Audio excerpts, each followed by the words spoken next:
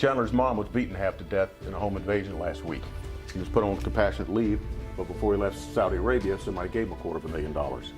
They told him to deliver it to a certain address in Los Angeles, and they wouldn't go back and finish a job on his mother. Kid was an easy target, only child. One of our local informants tipped us off and he started working for us. He was going to one of his drops and somebody took a shot at him. Kid panicked and he was trying to get to his mother in West Virginia and he got as far as DC. Not just about a dead Marine. We think it has something to do with an arms deal case we're working over there. We want you to liaise with him. Pick an agent and go with you. San Diego? Los Angeles, OSP. She's still the agent in charge. You have a problem? No, but she might.